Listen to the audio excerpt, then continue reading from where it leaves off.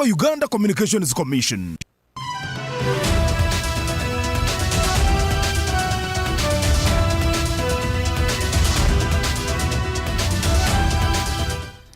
A very good afternoon. It is exactly 1 p.m. My name is Deo Asiimwe. I welcome you to KDR's news in the detail.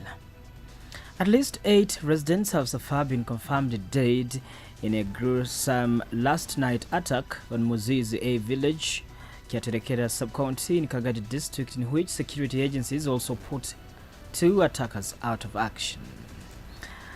Preliminary investigations indicate that all the dead are relatives who are said to have developed misunderstandings stemming from a religious cult dubbed Godly Holy Spirit Man, which was opposed by some family members. By press time, KDR could not get the identities of the deceased and the number of the injured during the attack, but security operatives, including police, were still documenting the scene as investigations into the matter had already commenced. Among the survivors is one Ali Munsi and his daughter Joy, currently admitted at Dr.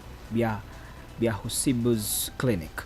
The local council one chairperson of the area reports that the police was notified in time and launched a search for the suspected criminals.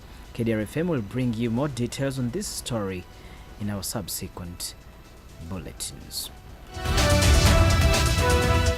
As primarily 7 candidates across the country are preparing to sit for their primary living examinations, PLOE, Reverend Father Peter Abigaba, the parish priest of St. Joseph Bukonda Catholic Parish in Kabasekende Sub-County, Kibale District, has cautioned both parents and school administrators to offer plentiful time to candidates as a strategy to enable them to attain good results.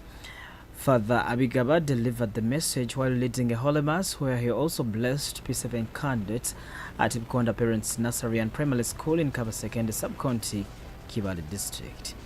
He further urges candidates to bear the heart of success while doing their exams.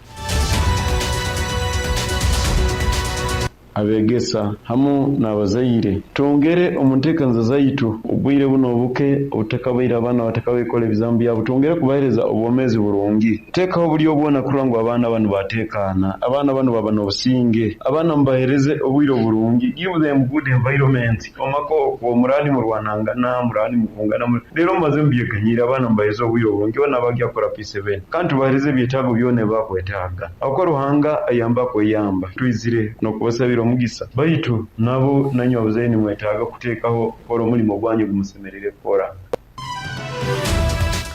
Francis Kawa, the inspector of schools in charge of Wamiramida and Karama sub-counties, appreciated the ruling government for allowing the private individuals also to establish private schools, which he says has contributed much towards the good performances in the country. Uganda for putting up an enabling environment kurana nti omuntu wa buli kiro nabona atunga amaani atunga obusobozi atandika essomero nkeri mu mahanga gandi tatahayo private schools ebintu byonna biraningwa the state nabwekyo okwenda on behalf of the government of Uganda nkakibale district local government basically ukitogole kyenyegeza nemizano we feel proud of this school ntwenye mwerizo omusomero eno habukuba ne training abaana ebintu byawukaine. In his remarks, Judge William Tibikira, the acting principal town clerk, Kibale Town Council, emphasizes that candidates should work hard with all the efforts to attain their ambitions. Nyokura kwange munabula kale bagamba town clerk yali musajja wanganji awo nakoraho imba baitu nyoka kurengere kitekerezo kyokuba wekulembeze kandi kiroto kyabe kijabura kikawayuka baitu nkorwa kutambura ku esomere nukubaho structures emalize zona zinakubaho baitu amani njakateka hali umuzaire n'abana ojja kuzara oba kukuza omwana ali kanyo hanu kandi nakusingawo abukati yo arebo bina misingire by'entaroze.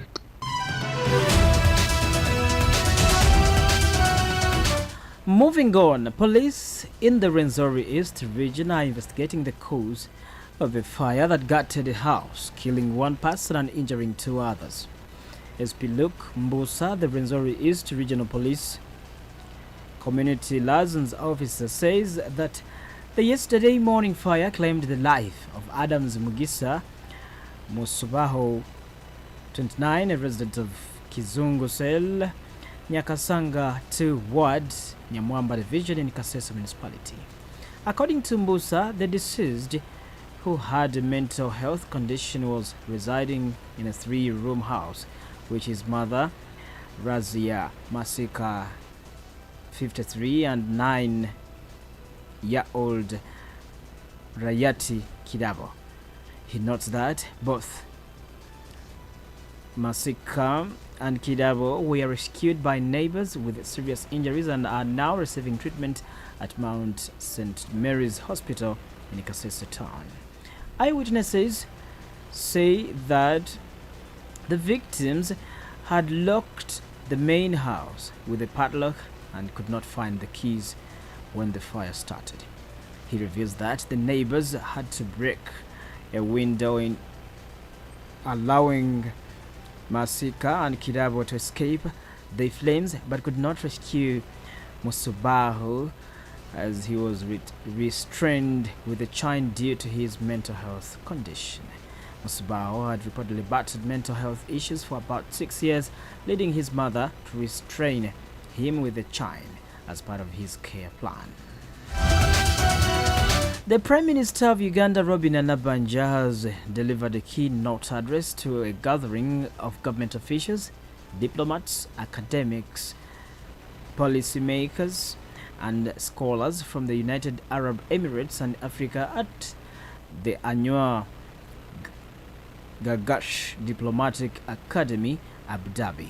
The Prime Minister, who is also the United Arab Emirates, who is in the United Arab Emirates to attend the 3rd UAE Uganda Business Forum this week in Abu Dhabi and in Dubai, delivered the address at the invitation of Emirati Minister of State for Foreign Affairs, Sheikh Mahmoud Nahyan Al Nahyan. She says that Africa has immense potential across various sectors, powered by its young demographic, with a sizable portion of its population under 25 years.